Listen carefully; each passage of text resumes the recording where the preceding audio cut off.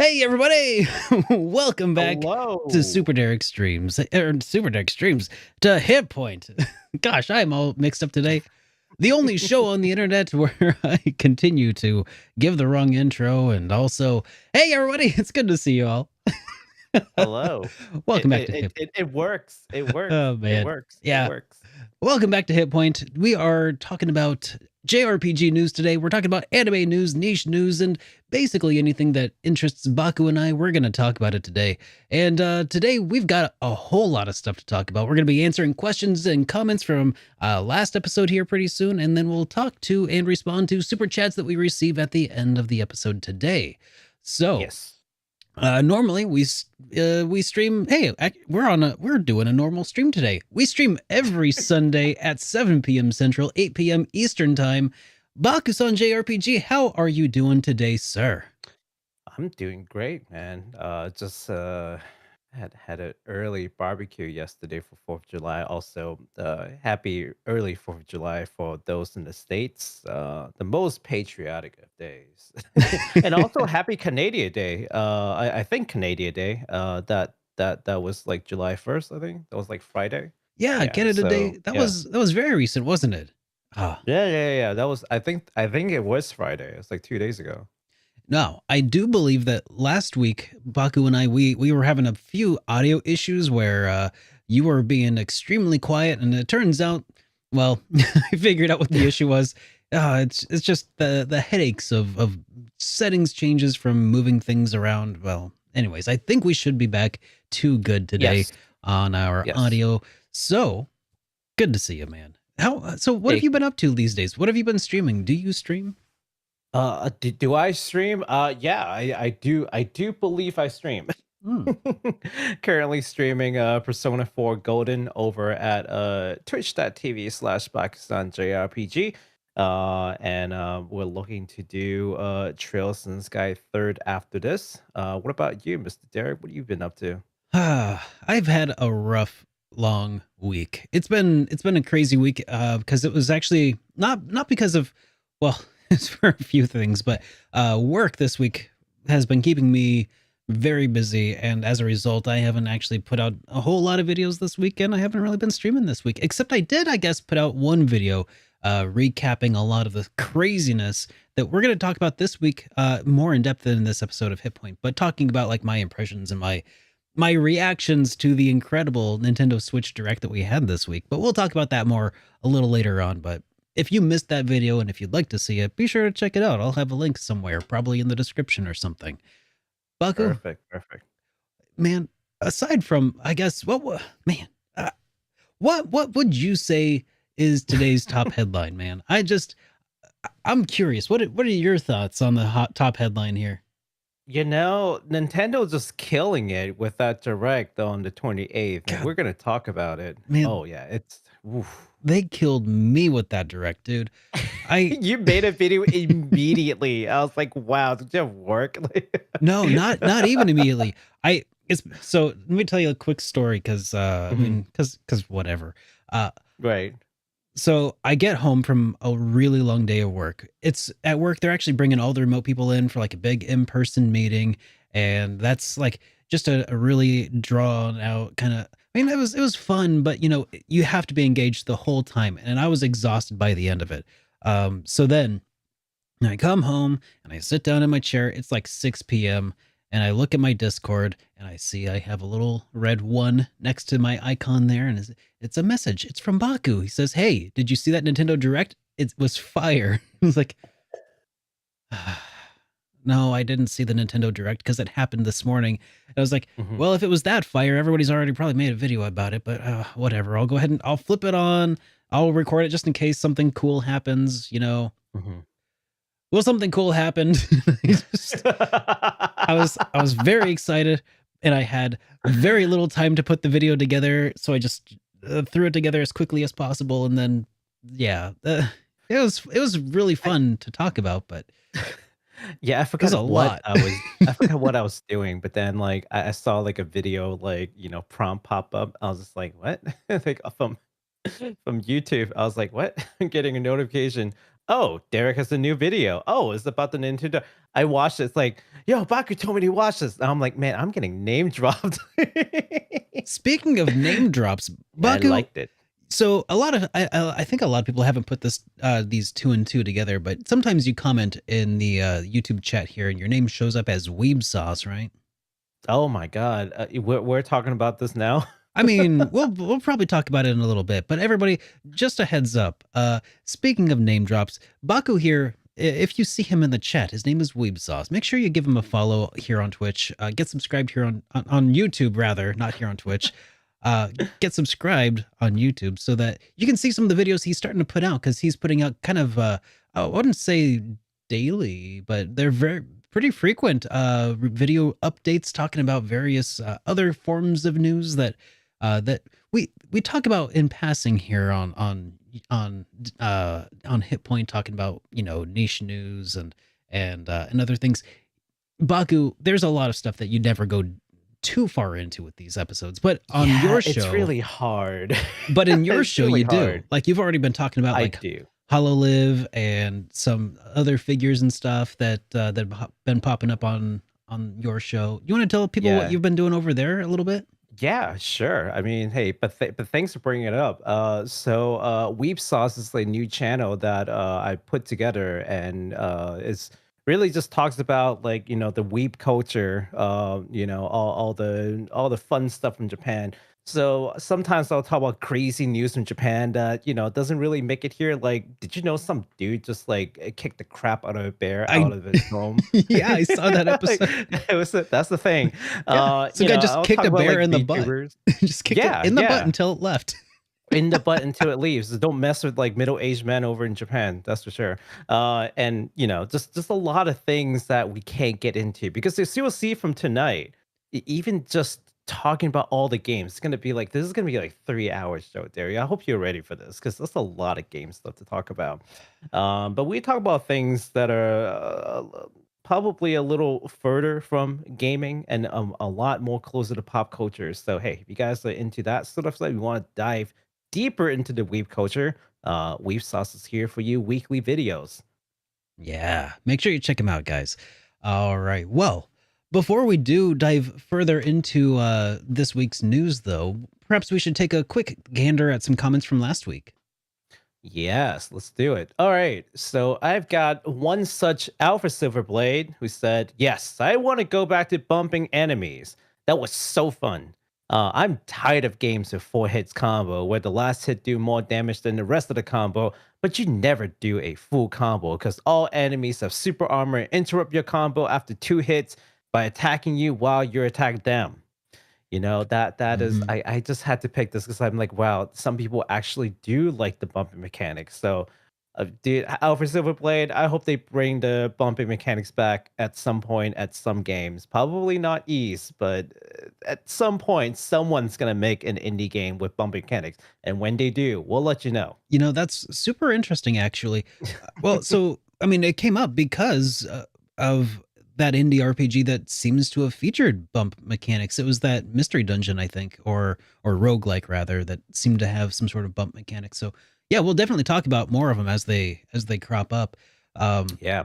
But yeah, I hadn't actually considered that side of things from that Alpha Silverblade brought up here about you know, how that kind of equalizes things. I guess it kind of makes it so that, like, oh yeah, even like one attack is just as good as the next attack. It's not like, yeah, that's kind of interesting. Definitely a lot less flashy, but hey, it's a lot easier to program, that's for sure. So, you know, an idea for you know, prospective indie developer, you know. People do like that kind of stuff, just saying. Yeah, we got this other comment here from Freddy Ken, who says, I still want to play the Urawareru Mono games and brought them here and bought them some years ago on my PS4, but I didn't have the time to play. Also, in July, we got another anime for Urawareru Mono. This time is for the third game, and I'll definitely watch that. With all of these games, I definitely need a clone machine to play them all. Does anyone know where I can get one, or has one that they can lend out to them? So just wanted to help spread that PSA for Freddy Ken, that if anybody has Mhm. a cloning machine in order to help them divide and conquer these games, be sure to let them know in the comments down below. I would like to borrow one set machine because man, I really could use more time in a day. I'll have Hmm. one of me who will do work, one of me who will like just play games for fun, one of me who will stream, make videos, watch anime. That's at least five of me. I need five of me Yeah, at least. that What sounds. would you do, Derek? How would you like spread your clones? Oh my gosh. Yeah. Let's say they all get to share the experience like equally, but you get like the multiple of like yourselves to do things. What would you do? Gosh, I don't even know because I wouldn't want to be too mean to any one of them because I wouldn't be like, okay, you're in charge of going to work for me every day so that I can focus on doing other things 4 times. Like I wouldn't want to be No, that guy. experience would be shared. So if one goes to work, Hmm. they all share the load. It's fine. Yeah. I mean, what wouldn't I do? If, Yeah, what would you do? What would you like to do? well, gosh, I would like to play more RPGs. I'd like to review more RPGs. I'd like to stream more often, make more YouTube videos, and I would like to work on hot rodding my e-bike a little bit more. Maybe that's what you should do. That's the next thing you should do is do that. We haven't Yeah. heard you talk about that forever. Yeah. Well, Yeah, maybe we'll but talk about that sometime. But yeah, um, but that really spoke to me. Just that spoke to me deep in my soul. Just like man, I want a clone machine. yeah, for sure. Yeah. Now, if anybody has any comments that they would like to leave them down in the comments down below, or you can also call us at 785-337-3805 and leave us a voicemail, or you can also send us a voicemail file to HitPoint at superdarkrpgs.com and we'll play it on the air. But this week we did not see any come through, so we'll hit them up on the next episode. Yes. And just a quick reminder for anybody who leaves super chats that we will review and respond and other things to those at the end of the episode today. So we'll see them Yes. there. We'll be doing that. All right. All right. So before we dive into the big stuff, the good, exciting, great stuff, there's a little bit of quick housekeeping that I would also like to do here for Sea of Stars because people are already talking about that in the comments. I can see here lamenting the delay from Sabotage Studios. They've announced on Twitter that they are going to be delaying Sea of Stars from its original holiday 2022 release window to sometime in 2023. And now, for those of you who are unfamiliar with the game, this is that much anticipated retro inspired, I would say like Chrono Trigger inspired based on like the Yeah. graphics. And it's going to have like, it's got the legendary composer behind Chrono Trigger, Yasunori Matsuda, contributing music to some of the soundtracks. It looks just absolutely incredible. If you haven't seen Sea of Stars, the trailer, check it out. But be sure to hype responsibly as you do so, because, like I just said, it has been hyped. It has been delayed until next year. So That's right. keep your eyes on that one. But I don't really feel too bad about it, honestly, because that's one of the games that when it comes out, I'm playing it immediately. And the longer I have until that happens, the more flexibility it gives my schedule. So I don't have to like worry about, oh, am I gonna have enough time? Am I gonna hit it when it hits the ground? Am I gonna I can just relax and like I got another 6 months before I have to start worrying about it again. At least 6 months. At least 6 months. At least 6 sometime months. 23. At least 6 months. Yeah. Yeah. So I have 6 months at least where I can just not worry about when it might drop. Because if it drops in like January 2023, it's a possibility. Not super it's likely. possible. Yeah. But anyways, it looks incredible. And also, I hope they take their time on it. It looks like they've got something really special on their hands. And I just don't want to see that get wasted by trying to meet some arbitrary deadline that, that honestly, at this point, I just don't even tell me when it's coming. Just shadow drop everything from now on. That'd make my life easier. Except that would make the HitPoint news a lot more boring. So let's not do that on second thought. You know what I'd like company to do is just let us know that they're gonna release the game like 2 months in advance. Right? Within 2 months, I think you're pretty spot on with the day, right? Just let me know 2 months in advance. That's it. Yeah. Don't tell me like a year in advance, not 6 months in advance. Tell Mhm. me 2 months in advance. I would That say that way, yeah. they can what they should do, maybe not a Mhm, solid 2 months, but what they could do is, like, every time that they ship a game, by that I mean they send the code off to, the production line where they're gonna start making the games and the cartridges and the discs mhm. and stuff. Once they've sent it to them, then you announce it. Yeah, yeah, with some kind of physical, Yeah. presence, right? Physical, oh, what's the word I'm going for? Commitments, Yeah. like financial commitments, right? Yeah, Mhm. no, that Yeah. makes sense. Yeah, That makes once perfect sense. and then, if you don't have a physical release, you just don't talk about it. It's fine. Exactly. Exactly. Digital only games, don't know those. All right. Yeah. So, that's an unfortunate delay, but hey, we do have some new stuff for games that's already been released. Let's talk a little bit about Source Online.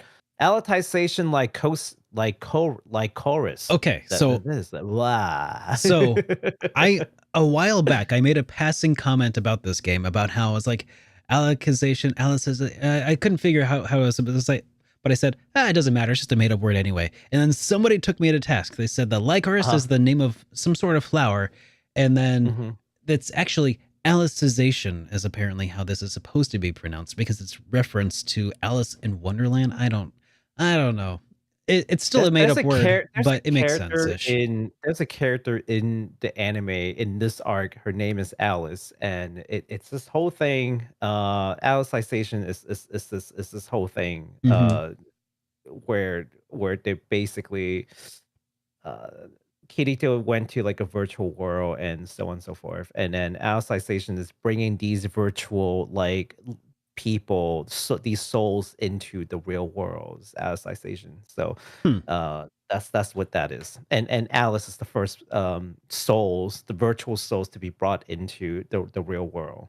Oh, okay. Well, Yes. that's something. See, there Okay. you go, man. That's that weeb knowledge that like Thank you for that weeb knowledge drop. will not help me in any other things in life, but it does help me talk about this right here, right now. It's been used. All right. Sorry to interrupt. Go ahead and continue. Anyways, so Source Online, Alicization, Lycoris, the 2020 Source Online title that's loosely based on the Alicization arc of the light novel is receiving its second expansion called Blooming of Matricaria. I'm guessing another kind of flower. Must be. Um, Yeah, not much is announced right now, other than the fact that it will introduce a new character named Log, who will an axe and steel. Let's take a quick look at that trailer, shall we? You betcha.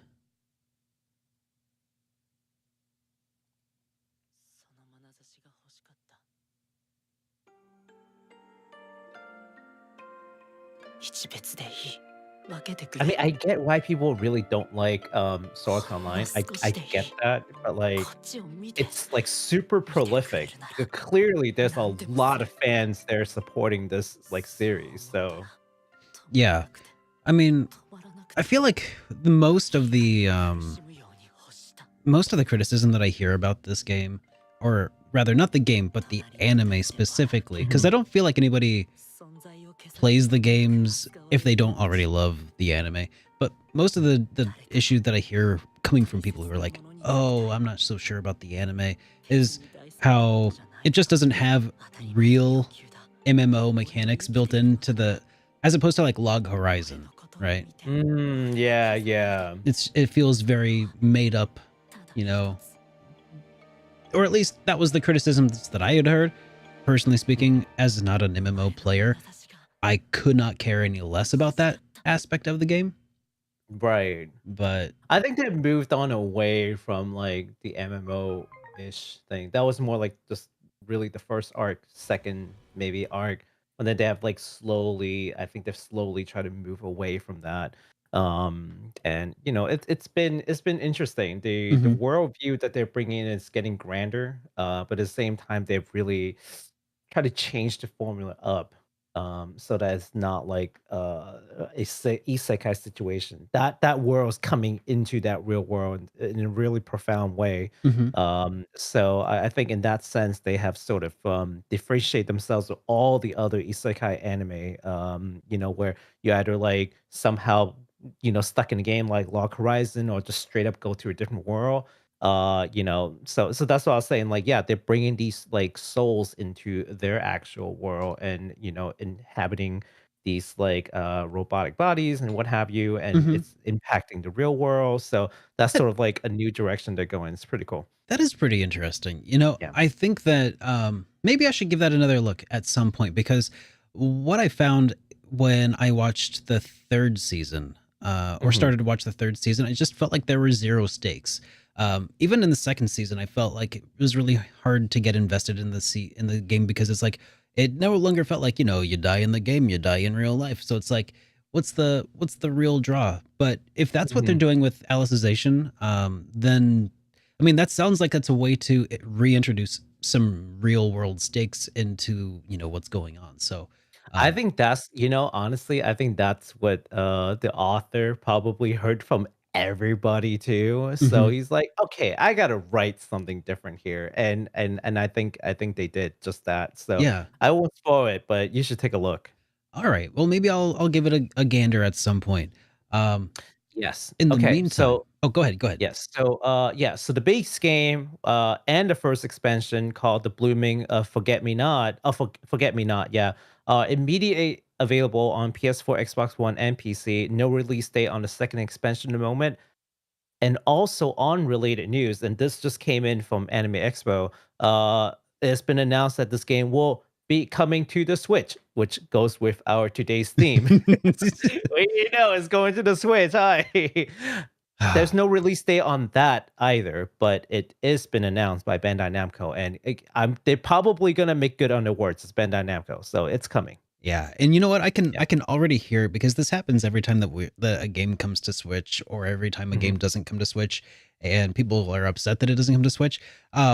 So let me just take a quick diversion here for a moment and just say, here's the reason why it matters whether or not a game comes to Switch or not, and Mhm. that's that the Nintendo Switch has sold so many millions of units at this point, that it's just a really good way to ensure that everybody has the ability to play one of these games, not just because of like, the how many Switches there are out there, but because the Switch is portable, people can actually play them like on their commutes, on their lunch breaks at work, in various other ways that allows them to utilize their basically their dead time when they cannot do anything else, right? Um, so it Yeah. by far just expands the playability of the time that the people have at their disposal.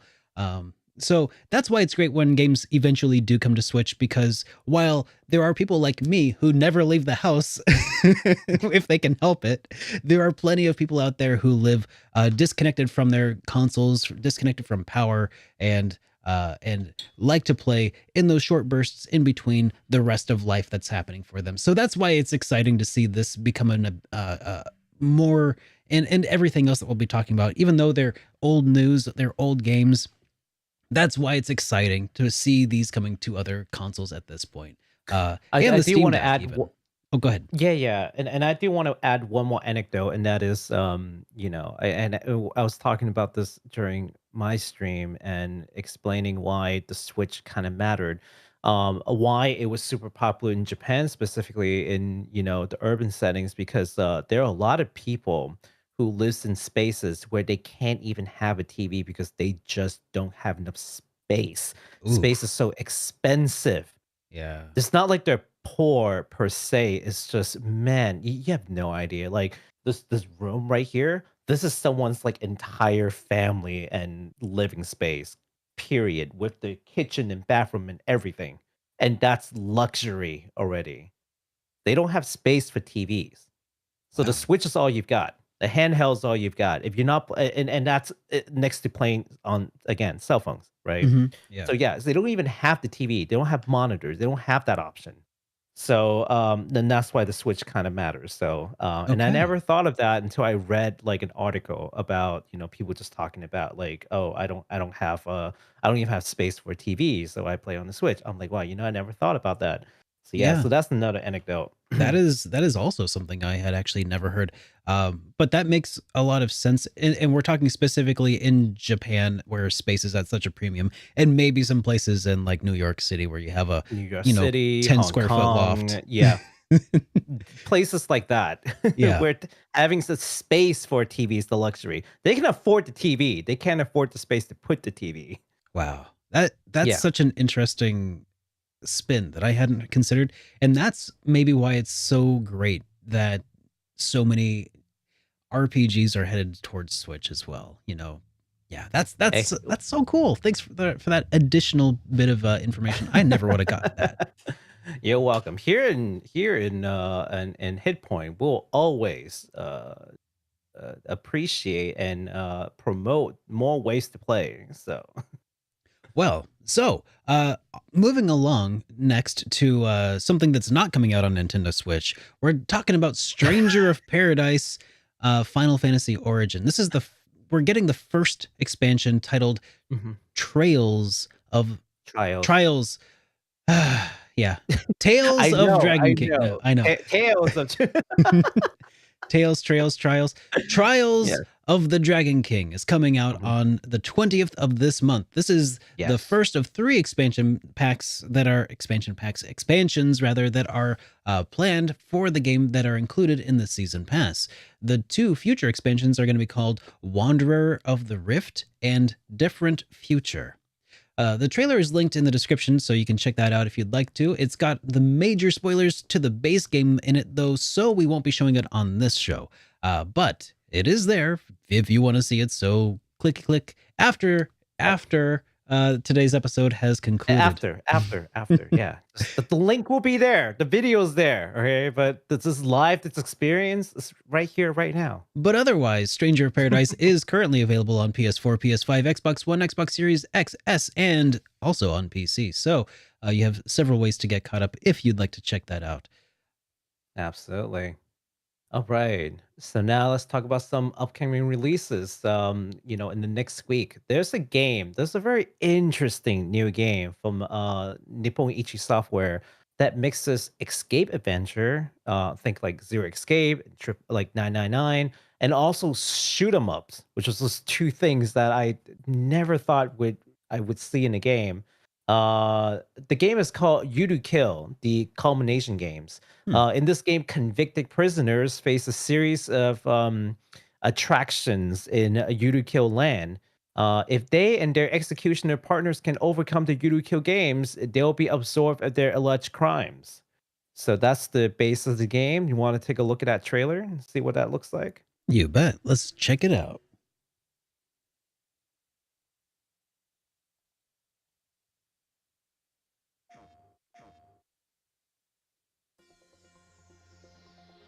So that's Yurukill land right there. It looks like a boat rave headed See, to only another Japan rave. would think of stuff like this.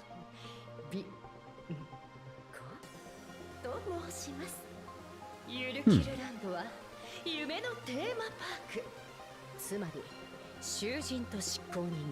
Is she what you would call an Ojo-sama? No, Ojo-sama is like rich girls. She seems like that. Like I think she's she would like some totally. weird announcer lady. She seems like she would totally laugh as that. Kind of, you know. Wait, peeping toms? What? Yeah, I'm not sure. I'm not sure what that means either. I'm curious. All right. So yeah, it's got like different mini games and like different situations that you put in. Kind of It like tests your logic. Yeah. interesting. It kind of So- looks so like a Zero Escape, little bit like Danganronpa. I was thinking There are Professor also Layton. some Professor. Yeah. There are those kind of elements in Mhm. like detective sort of like solving puzzles. but also shoot 'em up. I'm just like, why? Huh. I'm not sure how this fits in to all this, but here we are. Like, Why not? and that is a bona fide like shoot 'em up game. Not even just like it's a major thing apparently in this. I don't know. There you Oh, go. wow. Oh, there you go.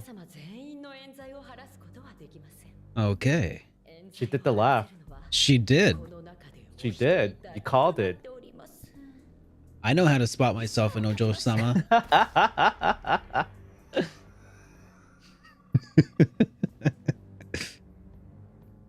Hmm.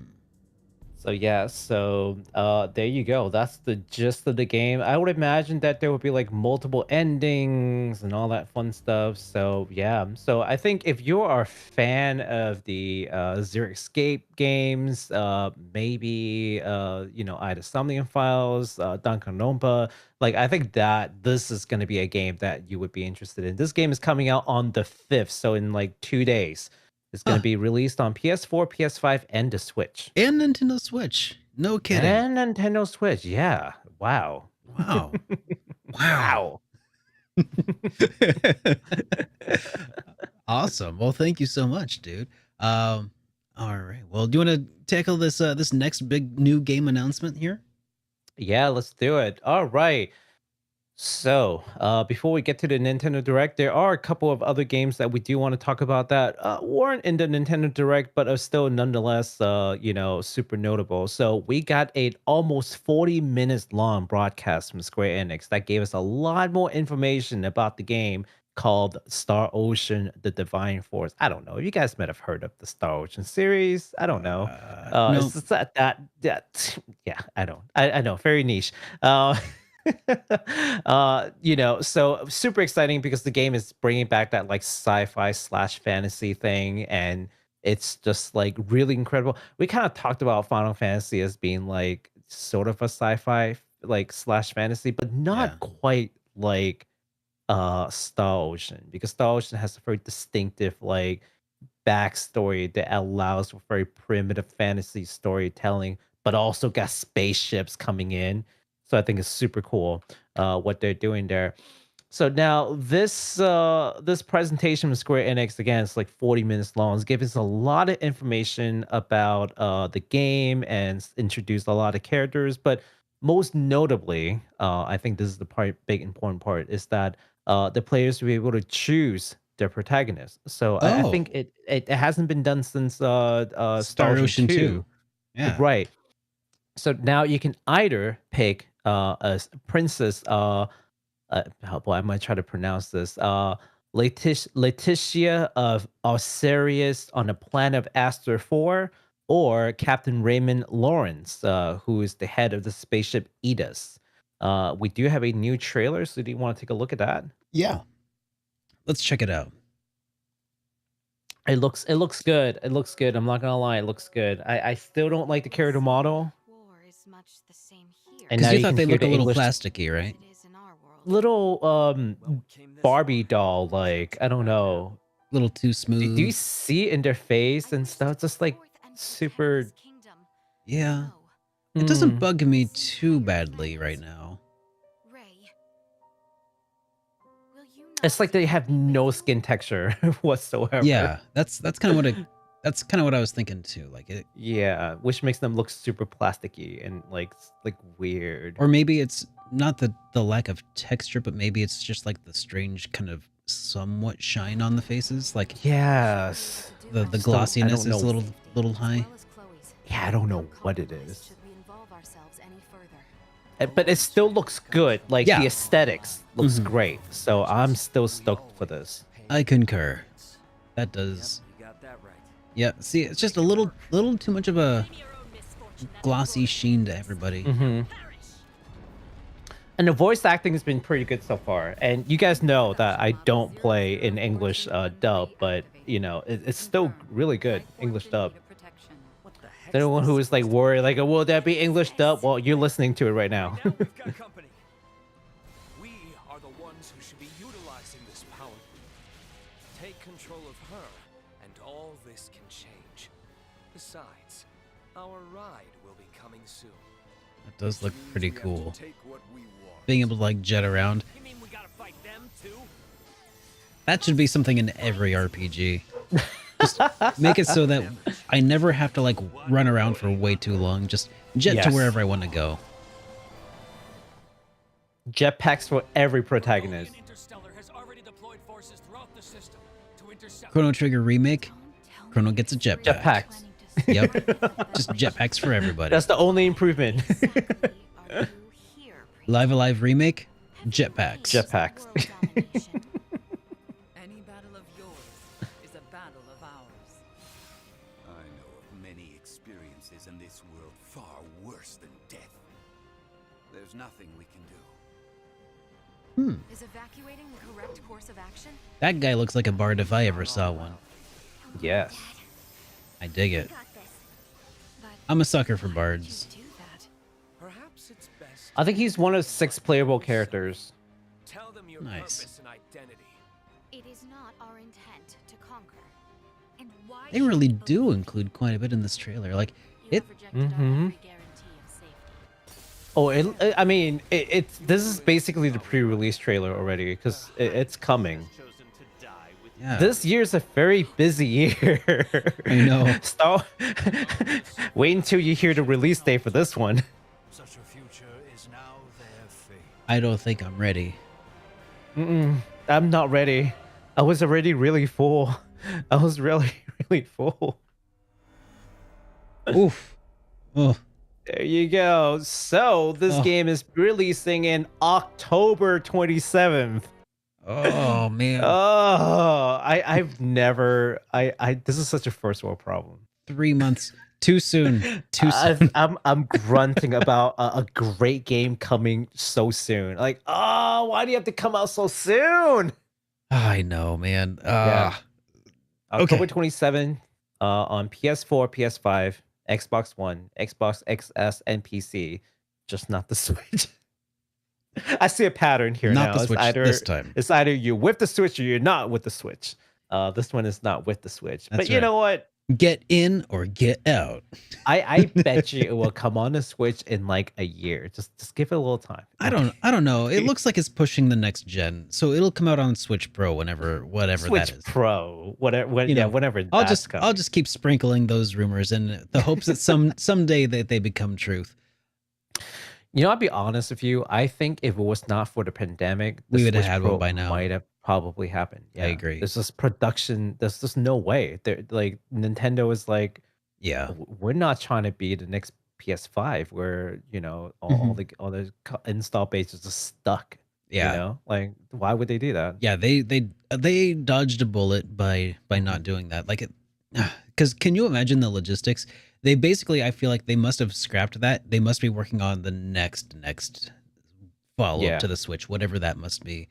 Because Yeah. if they were to try to put that out at this point, it'd be too weak still. Even now, if whatever their original Switch Pro was going to be, probably wouldn't be enough at this point to satisfy people.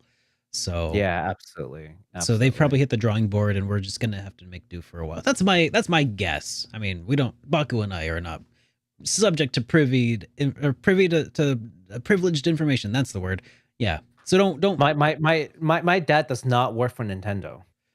My uncle works for no. Okay. There's Speaking- that's like a weird meme that goes on, right? It's like, oh yeah, my dad works for Nintendo. Yeah.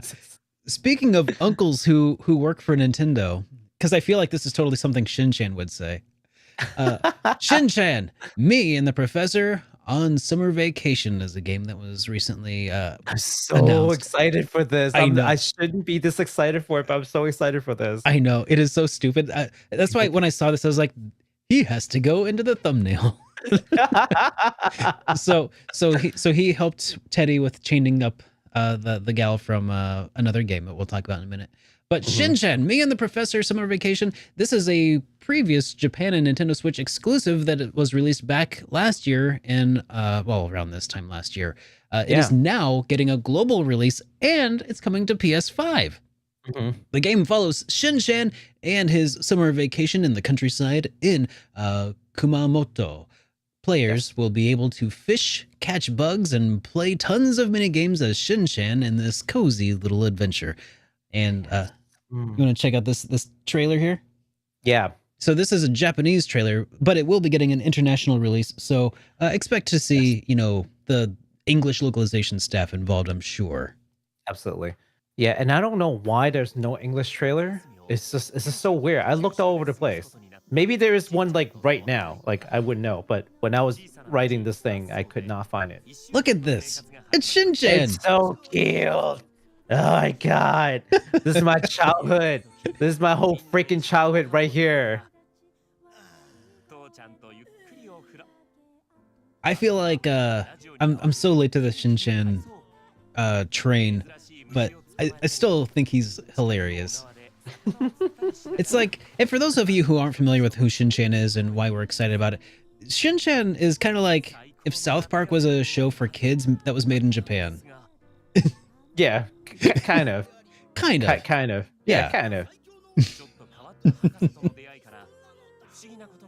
More PG in some ways and less PG in others. It's weird. Correct. With all the Japanese sensibility you can imagine. That's why I'm saying like it's a much more Japanese version of those things. I mean, I guess when localized to the US, it feels like South Park. Oh man. I cannot wait. I cannot wait for this. So yes, it is an older trailer, but I just need some way to show you guys what the game looks like. Yeah. So no English trailers. It's an older trailer, but it checks out. Yeah. Yep. It's still gonna be that game. Yeah. It's just in English and other languages probably. So this one is in August 2022. Are you ready for that? No. It doesn't look like there's turn-based combat, so maybe I can get away with not playing it this time. But I want to.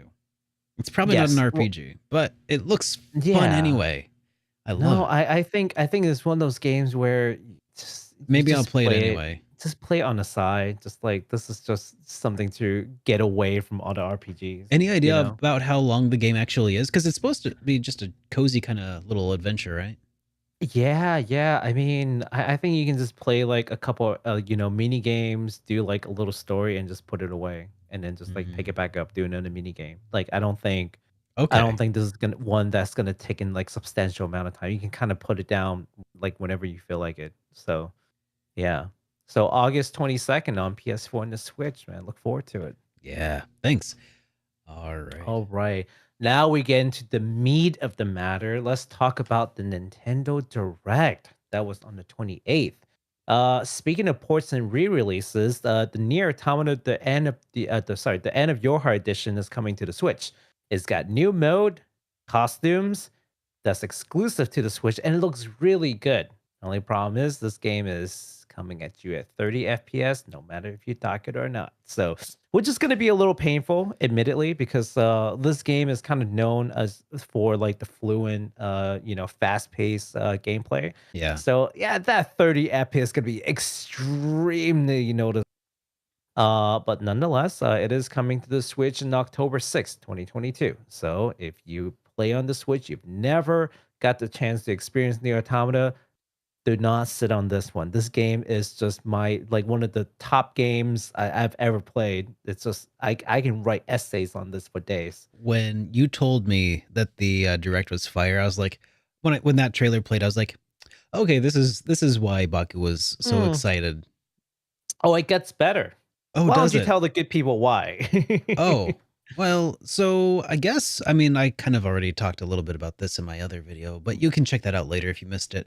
But Persona 3, Persona 4, and Persona 5 Royal are coming to the Nintendo Switch. We called it. About dang time. Just had to wait. I gotta admit, I was thinking maybe P5 or P4G, maybe Persona 3 Portable. I thought those are pretty much a shoo-in. Did not expect Persona 5 Royal to come to Switch.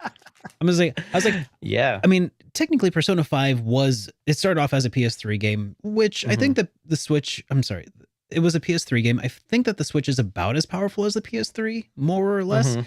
But it still struck me as like, oh man, they'd have to really kind of like work around the edges on that for a while to really optimize it to look good and work well for Switch. I thought it was, they probably wouldn't be able to do it. Well, they done it. Yeah. They They finally done it. did it. They Guys, done did it. I hope this goes to show. Don't quit believing. If you whinge enough, eventually ATLUS might cave to your demands. And hey, True. I'm guilty of it too. We've been port begging for the Persona franchise ever since the Switch was released, and I'm glad to see it finally was a fruitful endeavor after all. So we'll expect to see Persona 5 Royal come out on the 21st of October this year on the Nintendo Switch. And then, Yes. as with the other Persona announcements, P3P and P4G are coming at some other undisclosed later date. But keep your eyes peeled for the episode of HitPoint when we tell you when that is, because you can bet that we will keep you abreast of that situation as it develops. That's right. Now, for people who aren't super big into Persona, though, there was also a several ports that were announced of the Megaman Battle Network Legacy Collection. Now, this is a collection of a bunch of different games. So it's Collection Volume 1 will include Mega Man Battle Network 1 through 3, which includes 4 total games.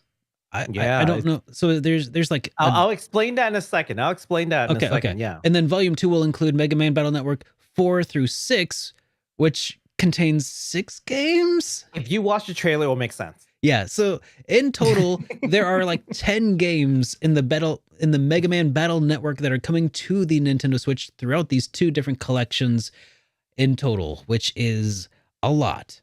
So let's check out the trailer, and maybe it'll help us make sense of the strange numbers here that we're seeing.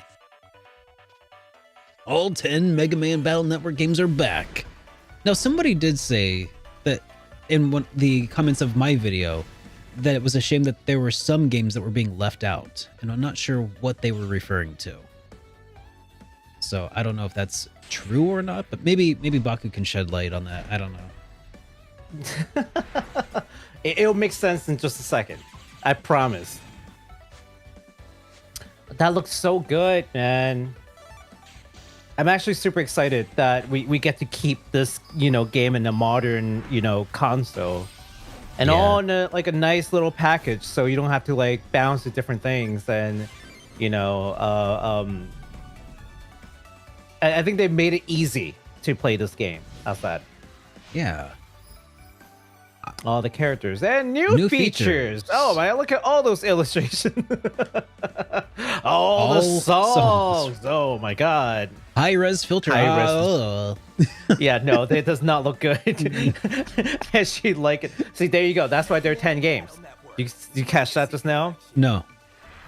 Okay, so it's 1 and 2, and then starting from 3 on, it's 2 games per 2 separate games per number, if that makes sense. So it's 1 and 2, and then it's Battle Network 3 white, Battle Network 3 blue, and then it just goes on that. So 4 there are 2 games, 5 there are 2 games, 6 there. So it's kind of like if they were to include a Pokemon collection, they are including red and blue and counting it as 2, right? And then they're including Sapphire and Emerald, and right, kind of like that in a way. Yes. Okay. Yes, absolutely. So it makes sense. I can dig it. I'm not faulting them for that, but it makes a lot of sense. That's how it adds up to that number, because they split, they diverged, they released in duologies, I guess. So. Yes, something like that. So yeah, you definitely check that out. It's a great series. I needed to come back. I want Capcom to sell this and sell well, and then just come up with a new Battle Network game, because I think we're ready for this. Yeah. I think Battle Network is ready for prime time. All right. Well, moving along. Yes. Okay. So we got this next game here. It's called RPG Time: Legend of Wright. This is a very unique, handmade notebook adventure from Aniplex that is, according to their official website, the culmination of 16 years of conception and 10 years of development. This seems really familiar to me. I feel like I've seen this concept at E3 maybe a couple years ago or something. I don't Well, know, see, but this game is actually available on Xbox already, but it's coming out on PS4 and the Switch August 18th. So, okay. and also on PC in September 13th. I don't know why. There's just like weird, odd, like staggered like release date. So Mhm. Xbox is out August 18th for PS4 and Switch, September 13th for PC via the Steam. But take a look at the game and you'll see why it's like 10 years development, 16 years of conception. What? Yeah, Take a look at it. I've never seen anything like this. I know. Well, quite like this. So when I saw this during the Nintendo Direct, oh, it's a different trailer, but it definitely struck me as being extremely unique, but hard to really put my finger on. Yeah. The Legend of Wright. The visuals in the notebook spring to life as animation, and the items all have a Like- handcrafted feel. I had to talk about it. Yeah. I had to talk about it. Like, this looks so good. Like, I love how different it is. It is incredibly different, which is one of the reasons I didn't actually talk about it on my last show, because I was like, it deserves a topic of its own to discuss and Yes. and to really kind of explore this, because A notebook adventure that everyone can enjoy. It feels kind like of there's reminds a me- lot of love and care put into this, too. it reminds me a lot of that other game that we saw, the indie RPG, where it was like they start off in a book, but then they popped out of the book and like Oh, started, yeah. it reminds me a lot I think that was of a that. Yeah, I think that was a Devolver game. I think you're right. We Yeah, I talked think that about was it the Devolver last game. week. Yeah. Yeah. During the summer Game Fest, right? Yeah, that was the one. Yeah. Yeah, that one also looked really good. I'm super stoked for that one too. But this one is like, okay. So the hand I don't. drawn, the note paper aesthetic, Mhm. I love that, because Yeah. I don't know about you guys, but I drew so much during high school and in grade school. I spent more time drawing on lined ruled paper than probably learning, which is yeah, well, that's why I'm not a doctor, but just so you know, Derek's totally smart enough to be a doctor, but you know, he's just oh yeah, I just drawing a lot more. exactly, so so yeah, ruled paper is one of those just extremely nostalgic. It's just built into me at this point. When I see it, I'm like, oh, memories. Yeah. Memories Yeah, of all the absolutely. doodles. You know, I don't know if you ever done this like way back, but like we used to play these like paper like role play games just on paper. Just like make these games up when we were kids because like, you know, we're kids. Like and that's all we had at the school is just these like papers. So we actually Mhm. would write these things up and just like use our imagination and play. And like I don't know if kids do these nowadays, but like back when I was in elementary school, we absolutely did something similar to that. Not quite as elaborate as this, but it just like No. reminds me so much of like those days. So Oh, yeah. I don't know, man. Like you want to talk about nostalgia? Like this is like actual nostalgia. Oh yeah, because I mean, Yeah. when I played Pokemon and I played Earthbound back in the day, I was like, Mhm. when I wasn't playing video games, I was thinking about them and I was sketching my own ideas for RPGs Right? and stuff. And Right? and this is just it's, and I feel like maybe that's what they meant by it's like a culmination of 16 years of conception, because it's probably like right. because it's probably like 16 years of them since like grade school, like just Right. drawing and like making these concepts and then eventually making an actual game out of all of that. Can you imagine? Oh, that Can you imagine? I Well, cannot. imagine no more. This game is coming out again and available now on Xbox. So those of you playing Xbox, you can get it right now. For us non-Xbox folks, August 18 on PS4 and Switch, and September 13 for PC Master Race. So Mhm. check that out. Yeah. Well, we also had a lot of other things that came up during the Switch Nintendo Direct that we're just gonna Mhm. blitz through real quick. Yep. Go for it. All right. So a couple of notable mentioned. Super Bomberman R2 is coming, which is great. Blanc, which looks Dude, amazing. this Blanc actually, to be totally honest, I almost wanted to play the trailer for it here, but we already have so many. But I Blanc know. was definitely a standout. And as I was watching it, I was like, oh, this is going to be one of those games that ends at a really sad ending. I can already tell. Yeah, I know. But I'm still gonna play it. I know. If you guys have not seen what Blanc looked like, go look it up. Not right now. Again, just after the show, look up Blanc. Okay. Yeah. Then we got Pac-Man World Repack, which looks really Yay. fun. So Does it really? check that out. When I saw Pack World, I was just like, not zero. No, My interest went through the floor. no, it looks fun because you know what, like I think they're just trying to have fun with it. Right? Yeah. They're like, we're just gonna make something stupid, like, and we're it's not too pretentious, right? So I kind of like that. Yeah. Sonic Frontier. Speaking of not being pretentious, Sonic Frontier. There's a new trailer with more zones, so there you go. You can stop complaining about the sparse world because now we got even more sparser world. I was gonna say people were disappointed I didn't talk about it in the game. It was like, or in my video, they're like, "Why didn't you talk about Sonic Frontier?" And I'm like, "What would I have said about it?" I don't know what to say about it. Like, was present. Sonic. It was currently at the at the direct. Okay. Yeah. It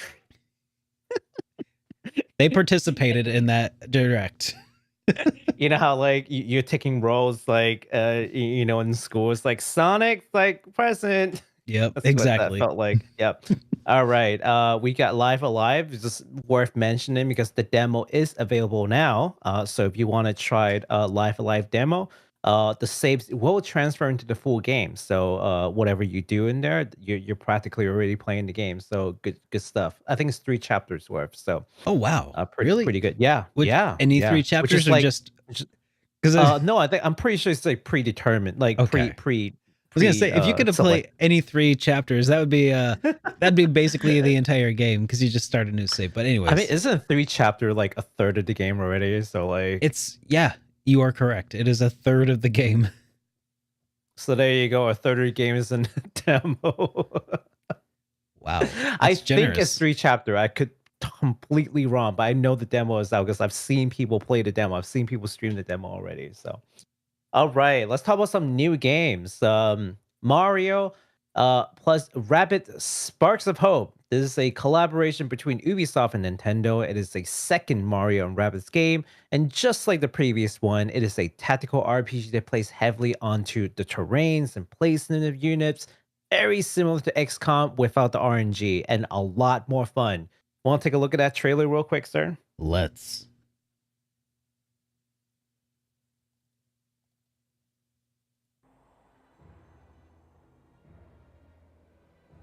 The game footage is not final, FYI. The galaxy's in danger.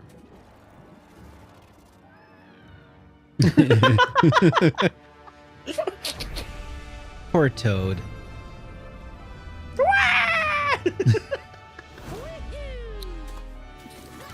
Peach looks a little different this time. That's a little. Rosalina looks about the same though.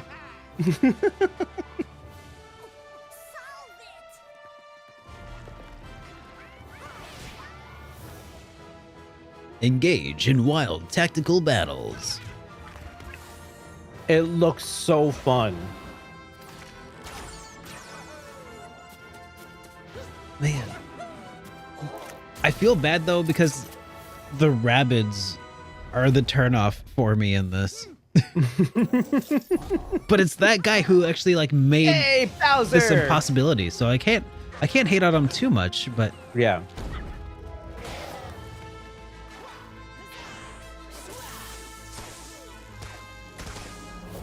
It's cool though.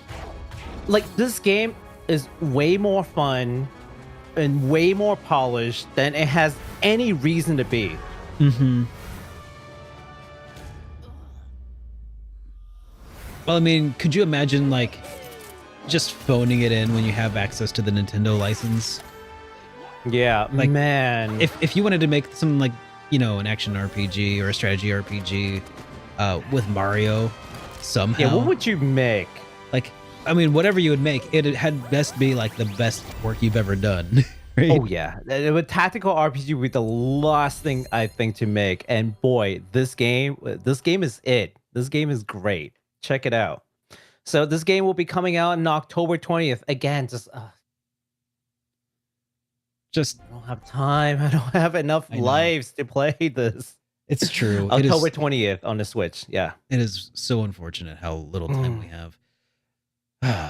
Okay, so we also have a game called Little Noah Scion of Paradise, which is a roguelike action platformer from Cygames. Cygames, right? Yes. Where you play as the genius alchemist Noah and her cat companion Zipper as they explore mysterious floating ruins. It has revealed that there are at least 2 planned sets of DLC for Little Noah, and we also have a bit of a trailer to take a gander at here. Let's do it. So Cygames are the folks who does Grand Blue Fantasy. Remember we talked about that Grand Blue game? Yeah, that's Cygames. Yeah. So they just basically shadow dropped this.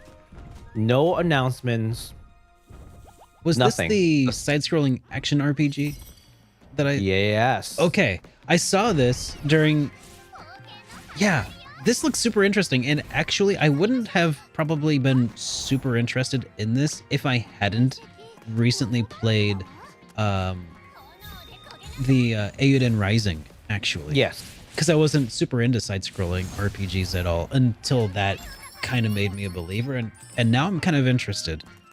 This does look good. So I looked at the gameplay. I think this plays a little bit like Ender Lilies, which is another game that I've recently played. I think we talked about that one time in HitPoint as well. The name sounds really familiar. Plays a little bit like Ender Lilies. Yeah. So this cute little game just came out of nowhere. No one expected it. Yeah. It was not talked about, and then just boom, here we go. Like what? Yeah, it's out now. And that was really surprising to see that. I felt bad because I couldn't remember the name of it when I was trying to talk about it during my video talking about all the crazy good RPGs coming out on Switch after that direct. But I threw in the gameplay of it anyway because I thought it just looked so good. So yeah, make sure you guys check that out if you have interest in some side-scrolling action RPG goodness, because that looks super cute. Yeah, absolutely. Man. So yeah, people are talking about, yes, it is 2 sets of DLCs coming. So there's that. By the way, that is immediately available not just on Switch but also PS4, PC, via Steam. But it is currently digital only. So yeah, I don't think there's any physical release plans. But if that changes, we'll let you guys know. That's right. Yes. Okay. So next we got another. Oh boy, these games are just like hitting my childhood a little hard right now. This game is called Doraemon Story of Seasons, Friends of the Great Kingdom. From Bandai Namco and Marvelous comes the second Doraemon Story of Seasons game. So they've already made one, and now this is the second one. In this game, players will basically play a Harvest Moon game, but on a different planet, controlling the Doraemon crew and using Doraemon's gadgets to aid in the farming. Let's take a look at a demo really quick. And wow, that's a different screen. Oh yeah. Why, hi, yes, hi everyone. It occurred to me that I have all these scenes set up, and I just hardly ever use them. So I think I should put those to use. But yeah, look at that. So Story of Seasons, for anybody who hasn't been following, is basically what they're calling, back in the day, they used to be called Harvest Moon. So the original Harvest Moon on like Super Nintendo, Harvest Moon 64, those were this series. But the publisher copyrighted, the localization team of Harvest Moon, they own the copyright for the name Harvest Moon. So all the games that are coming out now called Harvest Moon are not connected to the original Harvest Moon games on any SNES and 64. That's right. This is those. the Story of Seasons games. So a little bit confusing, but there you go. And, and the new games that are coming out with the Harvest Moon game name are I don't know if they're any good or not. Atrocious? Is that a word? Okay. I assumed that was the case, but I didn't want to go out on a limb. So, Man, so there you go. That is, whew, man. yeah, that Doraemon crossover that's pretty awesome. We've been hearing about that for a while, but to see it in action now just looks really great. Man, yeah, it's just, if I was more into farming games, I would definitely be more interested in this. But man, just Doraemon, they can't do this for me. They're like, well, are you gonna play it now? Like, this is already the second game. Time's a ticking. It's like, damn it. I know. Anyways, 2022 release, so sometime this year on PS5, Switch, and PC via Steam. Demo is coming soon, so you guys can experience all the wonderful, magical world of the Doraemon and Story of Seasons. So, if given the choice between farming with Doraemon or farming with a waifu, what would you probably prefer? Just a general, infinitely difficult question I'm throwing out there to everybody. Would you rather farm with Doraemon or waifus? Farm with waifu.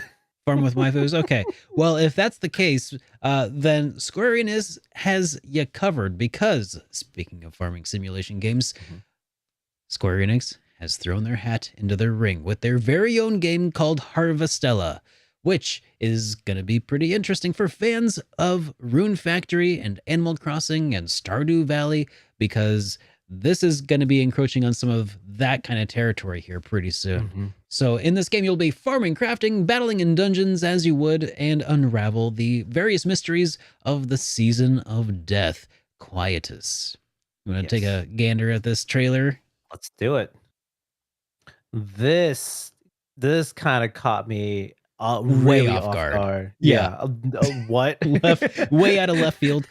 Like, I had never heard of this. I mean, obviously, this is one of those few things that never got leaked somehow. Yeah, I'm like, Square Enix, look, I know you're diversifying and creating new IPs. I didn't expect this, though. No, this like, is... I welcome it. I didn't expect it. Yeah, I completely welcome it. So, here's one of your waifus who you get to have farm for you. Actually, it looks like she's the protagonist, so I don't know. Yes. Yeah, so... That's okay. Yeah. You are the waifu. You are the waifu. That means you get to look at the waifu more often. That's true. That's all that the difference is. Oh, look, you get to pet the animals. Yes. See, Square Enix learned from their time with NieR Automata that people like having something to look at.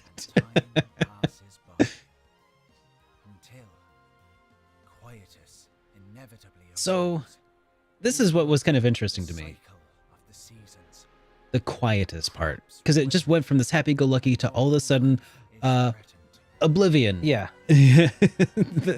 Oblivion gates are opening in the world, right? So, yes. I dig it, though. It's going to be a little darker than, like, your typical, farm simulation game. And I for one, welcome that. It looks like it's also going to be different. A bit more focused on some of the combat in addition. Like maybe equal parts even of combat and farming and life sim. Yeah. Which is something... Square Enix. And that's fine by me because that is something that I've always really wanted in my farming sims, believe it or not. Like for some reason... When I first played Rune Factory Frontier on the Nintendo Wii back in the day, I was like, this is my jam. And then I realized that it didn't... I don't know. I stopped playing it at some point, and I don't really know why. So... Yeah, man. Anyways, I'm excited to see more. And something with a more polished combat system. And maybe a less polished farming system, if I'm being honest. Might be okay. I mean... I'm interested to see where they go. Now, some people in my video were saying that they thought that might look similar to what was it? Oninaki from Tokyo RPG Factory.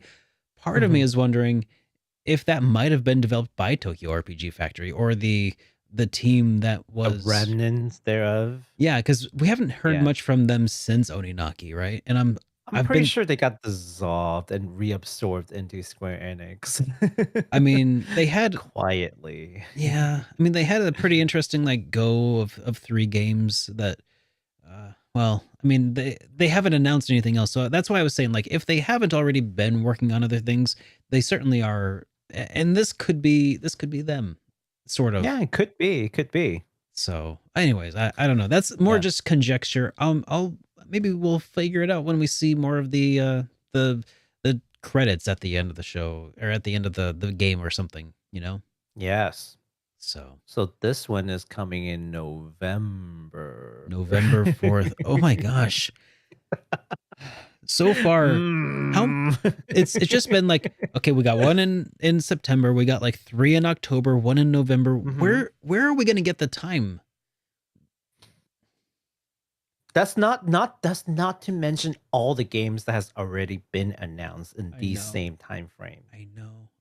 This- It is I- it's a lot. You know, just So okay. hacker, anyone? So hacker? Hey, That's hey, coming. hey, Baku, shut up.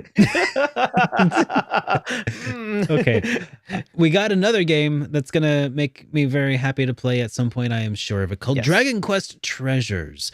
Eric and Yes. NieR from Dragon Quest XI return in this prequel spin-off adventure exploring the world with the young siblings by using their unique treasure hunting abilities and with the help of helpful monsters. So monster recruiting is back and it looks like an action RPG. The combat's going to be in real time. It's going to be nuts.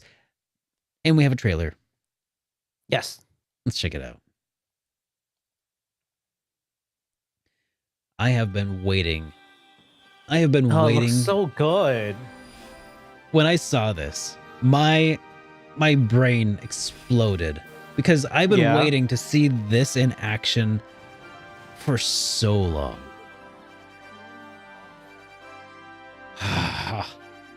It looks good. Let's go! Let's go. Yeah. Dragon Quest Treasures. Dragon Quest Treasures. Yeah. And we'll find out more later. Well, sorry. okay, that so was that's the wrong trailer, wasn't it? This is the yeah. I think I got the wrong trailer, but you That's know okay. what? You get the point. Yeah. Go find the Nintendo Direct one if you want to see more of it in action. But it actually has a lot of good looking combat. It looks a lot less like the. You know, I've criticized Square Enix action RPGs for being too teleporty and wild. This looks a bit less over the top. It looks a bit Mhm. more like my jam, and I'm down for that. A little more grounded. Yeah. Yeah, a little more grounded indeed. A little more grounded. A little yeah. less like floating in space, swinging the sword 17 times before hitting the floor. Yeah, a little more no air combat. literally. I mean, no air combos. Yeah. No air combos. No? Yeah, exactly. A little more literally grounded. Mm-hmm. All right, what you got now, Yeah. Baku? All right. So this one, this is an interesting reporting, but let me start with this. So this game was featured in Nintendo Direct, but only in the Japanese version. Oh, Then in a couple of days, they announced that this game is actually available in Japan and Southeast Asia. And I was almost willing to bet with the people in my Discord that this game would not make it to the West. But I was wrong. Just Oh. 2 days ago, during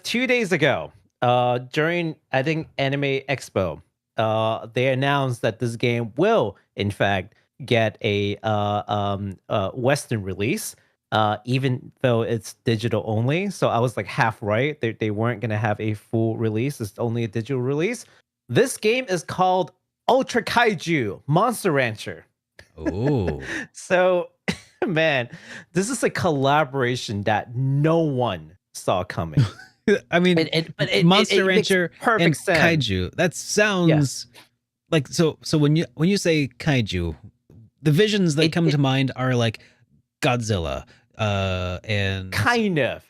well, Kind of. maybe not Godzilla, but like Mothra, like Kind the of. giant monster fighting kind of. It is definitely Giant Monster, but Yeah. not from Godzilla. It's from the Ultraman series. And that was the reason why I thought it was going to Okay. happen, because no one knows Ultraman nowhere. It's like no one cares. Well, okay, not no one, but like the It's pretty general niche. consciousness. Yeah, it's extremely niche, right? Okay. It's like Kamen Rider, and then there's Ultraman. It's like, what the heck is Ultraman? So Kaiju Right. is specifically Ultraman specific In this game. at in least. this game. Okay. He's the Ultraman Kaiju. So that's why it's Ultra Kaiju. It's like Okay. Ultraman Kaiju. So Ultra Kaiju, Monster Rancher. Again, no one saw this coming. No one thought there would be a new Monster Rancher game. And no one thought that they would do a Monster Rancher game with Ultraman Kaiju. But here we are, 2022. There's a new Monster Rancher game in town. But now the monsters are known as Kaiju from the Ultraman series. Let's take a look at the trailer. Because, man, I saw that and I was about to die from looking at the trailer. Gamora. I know Gamora. Oh, wait. With the stupid music. Train too. your Ultra Kaiju. What? Yes. Yeah, so you summon these kaiju just like you do in the original Monster Hunter game, Yeah. which should bring back all the God, no.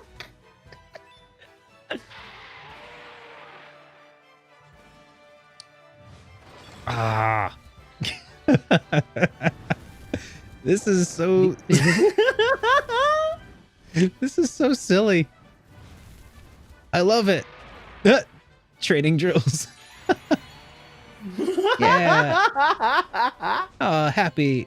Oh, there's Ultraman. That's Ultraman, yeah, Ultra Snowman. Ooh.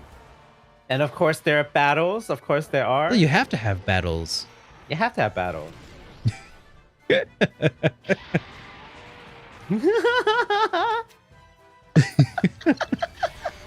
He's so you happy. combine kaijus. What? Yes.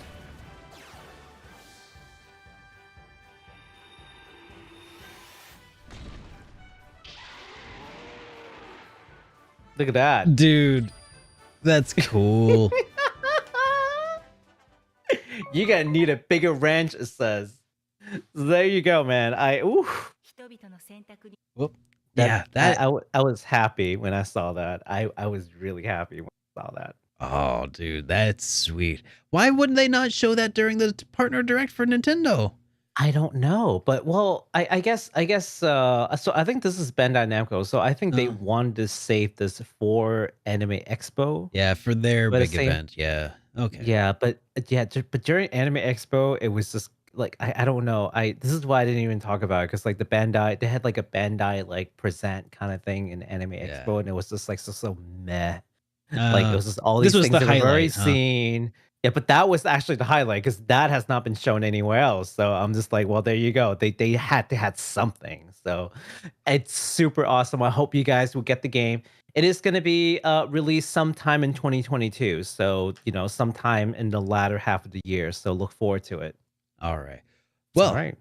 moving along, we have some anime news that we get to talk about. Just one piece of anime news this time, though, and that is something that we've previously reported on, an anime that is going to be coming to, an anime about Trials of Mana, the Teardrop Crystal anime trailer. Yeah, we got Legend of Mana. Legend of Mana. Did I say, what did I say? Trials? Gosh. You said Trials. I got Because boy, if there's a Trials of Mana anime, I will freak out. But no, it's Legend of Mana. Okay, so I'm sorry. happy, but not freaking out. Thank you for the correction. Legend of Mana Teardrop Crystal anime trailer has dropped. As previously reported, the anime will be a TV series that centers around the Jumi arc of the Legend of Mana game, and That's right. new trailer features the theme song of the new anime, and will also give us a glimpse of Seraphina, which is the default name of the female protagonist of the PS1 title. That's right. Yeah. So So in previous arts, they've only shown the main protagonist, right? So we just sort of assume that like that's all you're getting. But now we see that the female protagonist, named Seraphina, will be in the anime. Now we still don't know, how which viewpoint you're gonna see, how they interact. but you Mhm. know, they're there. So super exciting stuff. All right. Well, let's go ahead and try taking a look at this teaser trailer. If you're watching this later and there's no trailer audio, then there's a good chance that it got hit by DMCA and I removed it. So otherwise, Dang you, DMCA. I know. But look at that. That is some pretty nice looking animation there. Yeah. It looks a lot better than I thought it would be. It definitely love, does. like, I love that they maintain some of that like sort of like fairy tale like art Yeah. book sort of style, like coloration. Uh-huh. Yeah, but they didn't go too far with it. I feel like Yeah, they didn't go too far into it. I mean, at a certain point, it would become impossible to animate with that style. Yeah. I think so. There were definitely some concessions that had to be made to make it fit like Yeah. a current like workflow for anime production, but it looks solid and distinctively mana inspired. Yes. Oh, there you go. Oh, there we go. Right as you were turning away, Seraphina shows up. I was like, hello, you forgot about me. We just talked about her. My bad. I mean, they always do that with these trailers. It's not always. It's like No. 1 out of 10 times. There's this crescendo at the end, and the music ends, and then it immediately switches to the next show. It's like, but wait, there's more. Yep, exactly. They always 60% of the you. time they do it every time. That's how they get you. All right, so let's move on to some industry Yeah. news because you got something here that I'm kind of curious about. Well, what is going on? Yes, let's do it. Okay, so One Piece Odyssey developer diary. Now, I'm not gonna go too much into this. It's a whole 11-minute video. Links in it down in the description. That it talks about a whole lot of things that we've kind of already reported. So you're not getting any new news here. Mhm. But what you will get is sort of hearing from the developers why they pick certain things, why did they do the combat a certain way, and just like hear kind of like their process and design choices. So I think this is like interesting in a different way, but it's one of those things where like you really have to watch it yourself to appreciate it. Like I can't just sit here and talk, or should I say, I can sit here and talk about, but it's gonna take like an hour or two just to dissect each of the point. It's better that you just watch it. So if you're a fan of One Piece, you're interested in One Piece Odyssey, the game that's coming soon, or you're a game designer yourself, which I actually known a couple of people, and I think some of you guys watching right now may actually be game developers. Take a look at it. I think it's super interesting. I watched it and I loved every minute of it. So there you go. Down in the description. That's all we're really going to say about it. Alrighty. Well, Yes. in that case, I'll talk a little bit about some Sony news. And when I Mhm. say Sony news, I'm not talking about PlayStation because Sony has announced a new line of gaming electronics called InZone with InZone. InZone, which is honestly it's a dumb name because I think they're targeting millennials, man. Like I don't think so. That sounds boomery. That sounds really boomery. I think. Really? It sounds boomery. Yeah. It sounds like stuff that we're like. Okay. It So sounds let me like- tell you, in my Yeah, town where I live and where I grew up, there was this place called InZone. It's a sporting goods store, and it's so full of like the cheapest, crappiest like sneakers and stuff, like no. and like bad iron-on like logo T-shirts and stuff. Like it's like no. yeah, it's just bad. So when I hear InZone, I can't help but think of like this place that attracts like 40-year-old dudes who like want a K-State shirt or something. Like, nah, that's okay. Yeah. Okay, So it does anyways, sound boomery. go ahead. Yes. Go ahead. No, I was gonna say it sounds boomery, but it sounds like names that they would have used to target the 90s kids, which is why I was saying, like, are they hating us again with nostalgia? No, maybe. Because They it might as does well say extreme on everything. 'Cause it That's the says- other way to get us, right? right. So yeah, I guess calling it the Zone or whatever. But I mean, honestly, Sony is a name that is nostalgic enough for most of us because like I had a Sony Mhm. Walkman and like boombox and stuff back in. Well, anyways, so they have this sub brand, I guess, now called InZone, which now has gaming monitors and headsets, which Okay. I mean, I thought that they had their Vizio. Wasn't that Sony Vizio? That or Bravia was their brand of Bravia, displays. yeah. But anyways, so now they have this InZone stuff where they're selling monitors. So the M9 is priced at $899 US and features a 4K 144 hertz panel with a full array local dimming, 1 milliseconds gray to gray response time, which I think is pretty good, and a bit lower priced, about $529 is the M3, and it is a 1080p, but it's 240 hertz refresh rate, which is Shooters. it's a Good lot for of the hertz. shooters. It's a lot of hertz. Yeah, it's a lot of hertz, but Especially in the wallet. Now, both monitors are compatible with the PS5, as we would hope, over HDMI 2.1 to take full advantage of the G-Sync and variable refresh rate gaming. And it will be available this winter. It's coming with, right. I'm sorry, there are also, rather, 3 different headphones that are priced between $100 and $300. So they got one that's $299, $229, and $99. They're all part of this lineup as well. The headphones will be available this summer. So, Yes. wow, Sony headphones are, I don't know, Sony headphones, they're not too bad. I mean, but these are going to be InZone, so I don't know. InZone. I just hope. I don't know. Part of me is like, oh, this bodes poorly when they're like coming up with new brands and like pushing stuff out, because like, I don't know. It sounds like it's supposed to be good, but I don't know. I don't know. We'll have to see. The only thing that makes me think this might work out is Sony does make premium display, and their headphones are pretty good. Does Sony make premium displays though, or does LG make premium displays and then sublease those out to other manufacturers? Like, however it works. Okay.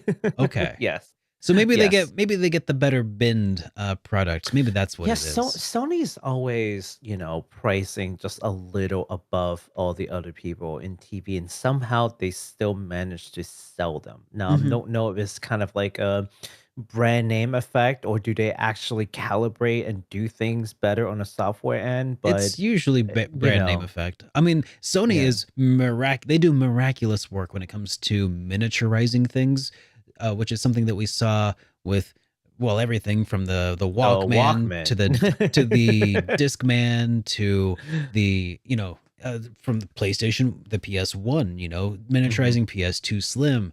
They're masters of miniaturization, and that's how they kind of got really notorious. Like, they had incredible engineering.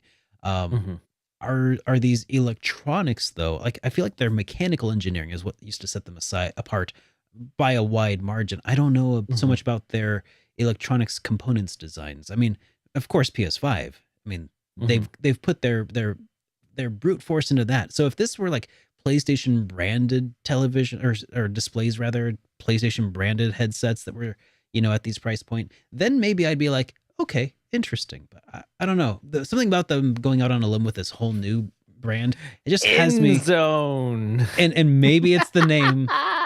Maybe it's the name. I can't help it. But it's a terrible name. Please, Sony, come on. Okay, I'm glad I'm not alone. I'm glad I'm not alone in thinking that. Stupid name. I'm sorry. Okay, thank you. I'm glad that I'm not alone in this. It just makes it like, it sounds like something cheap, but and maybe overpriced. Maybe. Well, we'll see. We'll have to see once it comes out. Yep. I'll tell you. I'll give you my opinions once LTT gives them to me. Yep, absolutely. Okay, so SEGA is looking to adopt ATLUS games for live action TV and movies, including Persona. What? All right. So in an exclusive IGN, SEGA revealed that expanding the storytelling forms is a new and important part of SEGA's overall business strategy. So they are looking to bring series like Shin Megami Tensei, Persona, and Catherine to potential live television films and TV adaptations. Now, there are no further details on this. It's just like, a huge mentioning to IGN. But Sega and Atlus is in the middle of working with different production companies and studios to sort of explore the idea. Mhm. So that's kind of interesting. Okay. Now, from my perspective, I think that if they ever bring Persona to TV, they could probably do like pretty good live action TV in like Japan. Like that wouldn't be difficult. And in fact, they do that quite often. So I don't think it's anything too crazy because they would bring like anime to TV, they would bring games to anime, and sort of just by the transitive property, it's not crazy to think that they can bring games to live action TV in Japan. Now, I keep saying that because, well, the setting of Persona is in Japan, so that wouldn't be all too weird. But when they try to bring that to the West, and all of a sudden, Yeah. you're starting to remember like the trauma that was like Dragon Ball Evolution, and just like all the gross like Hollywood like things that they try to Yeah. push out. And I say this because, not to be like a weeb elitist, but like in Japan, they tend to stick to the script a Yeah, the lot source more. material. They Yeah. tend to stick to the source material a lot more. They get to work with the people who wrote these stories. They get to communicate in the native language, so it's a lot easier to convey their ideas. Once that moves overseas, that no longer applies, and it's just like the creative, like there's this like creative license from Hollywood that just kicks in, and a lot of times it doesn't bode well with the fans because they Oh, don't yeah. respect the original source. So I'm hoping that when they say live TV and movies, they're talking about like at least like a Japanese production team Yeah. that like actually takes like good care of the work. Mhm. Um, maybe Catherine, because Catherine.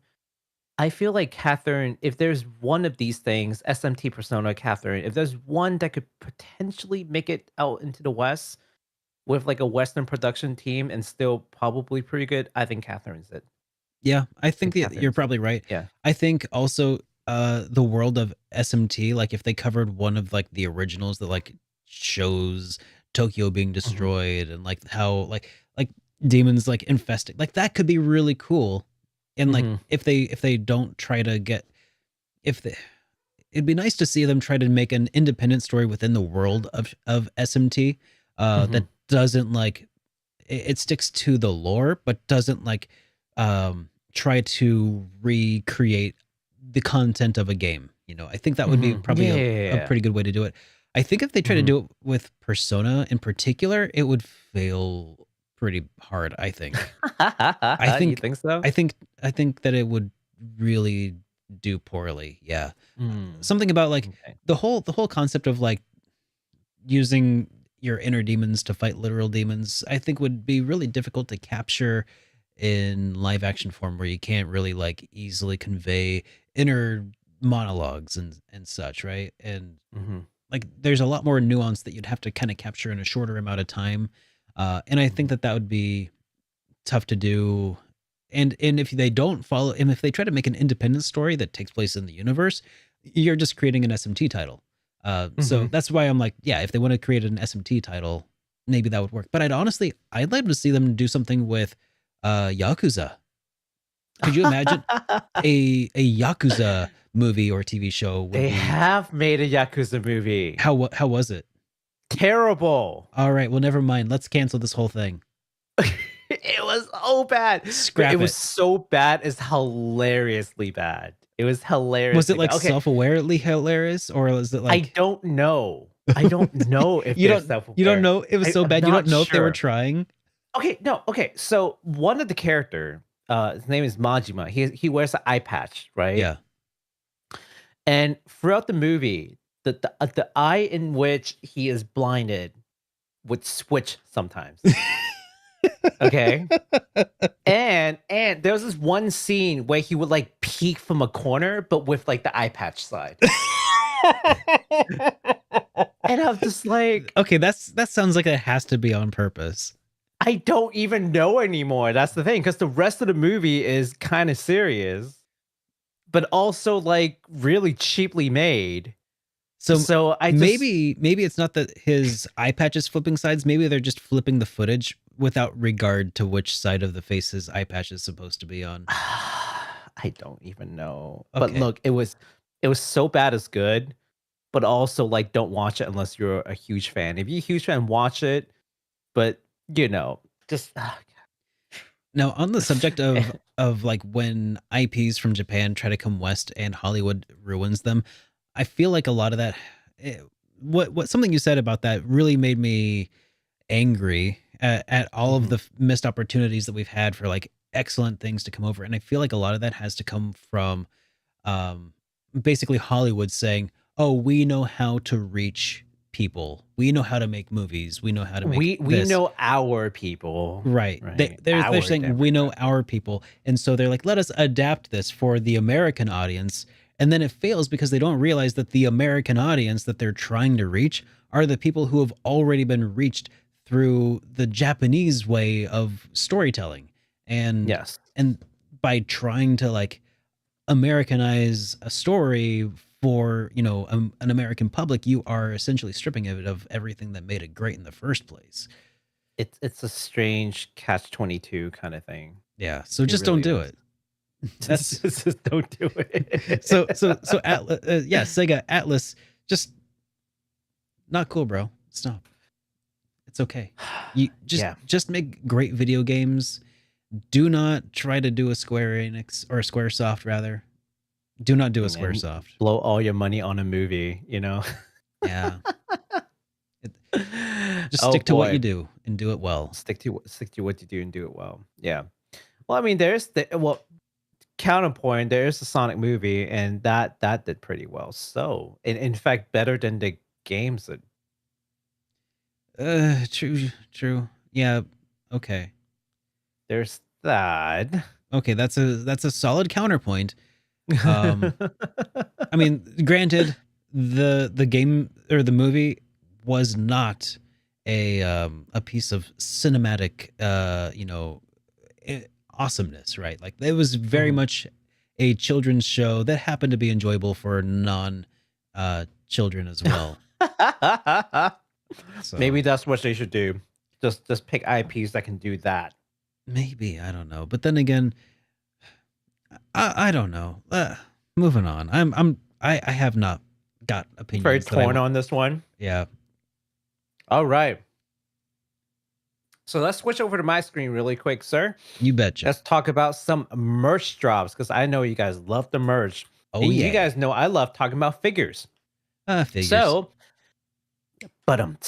so now we got a Street Fighter. Chun-Li and Cammy are being turned into Papa Parade figures. Now, last show we talked about Papa Parade. You guys know I'm a big fan of games. Good Smile Company. They're the folks responsible for the Papa Parade figure. And this one right here, this is the Chun-Li figure. And the reason why I like the Papa figure, again, is because they tend to release in a whole set of figures.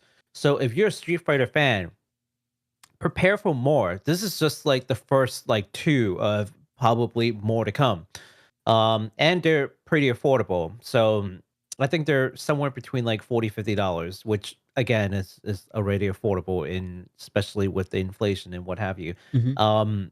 But if you're a big fan, like this is affordable for as far as figure is concerned. So this is the Chun-Li figure that's painted. They also have a unpainted Cammy figure that's here. Links in the description down below, so you guys can take a look at it at your own leisure. But there you go. That's what the Cammy one's gonna look like. Just that this is the unpainted. What's it called? Like the pre-production sort of prototype. Okay. But yeah, so that's typically what they do. They'll have like the concept art, they'll have the unpainted version, they'll have a painted version. Once you see a painted version, that's close to pre-order. And once you can pre-order, they go into production. Couple months in, they send it out to you. That's like the sort of the life cycle of like figures. So there you go. I would expect the pre-order for Chun-Li to come out soon. And really, again, because this is Papa Parade, just expect there to be more Street Fighter figures in this price range coming soon. So that's for all the Street Fighter fans. Next we got another set of figures. This is going to be a little bit more premium. This is not the Papa Parade, but in fact, this is the NieR Automata A2 deluxe version figure from Flare. There are actually 3 versions of this, and you can see it's $310. Now that's more like a figure price. So $50, relatively inexpensive. But this is also much higher, much higher quality, and also larger. So that's the trade-off. Now, this is the A2 figure, which I've already pre-ordered, because I like NieR Automata so much. So it comes in a long hair version that you can see here. I don't know why it keeps changing. Can you stop, please? Okay, thanks. Just because God, stop. I'm not telling down. Talk about the browser. Yeah, it looks like the site is having some weird issue. You know what? I'm gonna refresh this page. Oh, there we go. Okay. So yeah, so you can see the long hair version, and also it's got the short hair version with the spear, right? So the deluxe version actually comes with like both parts, so you can kind of change between the two. But it also comes with just the long hair version or just the short hair version. So you don't feel like getting one, you just prefer one over the other. You can absolutely do that. Now, the other thing that I want to talk about is the 2B figure actually of the same line is being reissued for the 3rd time. And that doesn't happen very often. Yeah, for the 3rd time. So it came out one time when like NieR the game like come out like like a couple years ago.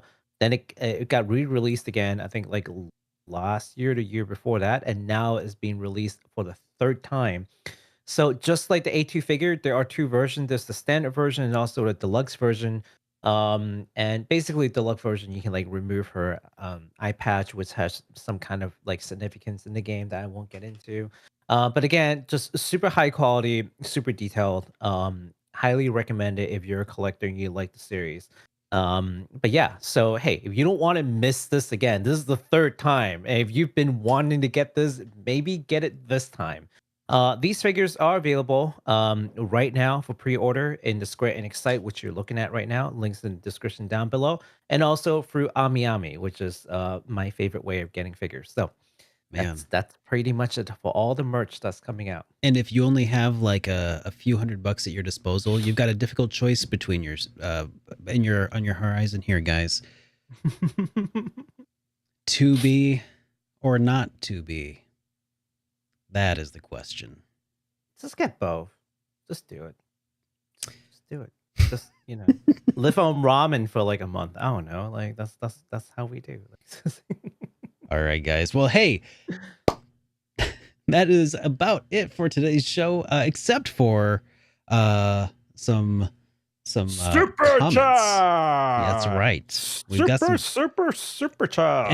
And y'all have been going pretty ham on these super chats here. So I'll just start at the top of the show. I welcome it. So from Scott Pilgrim, no message, he just threw us a little super chat at us. So no message. Yeah, no message. Well, thank you, Scott. Scott. What a waste. Thank you, Scott. But come on. Well, then we got one question here from Bad Dragonite who says, "Do you guys play any MMOs?" Baku, do you play any MMOs?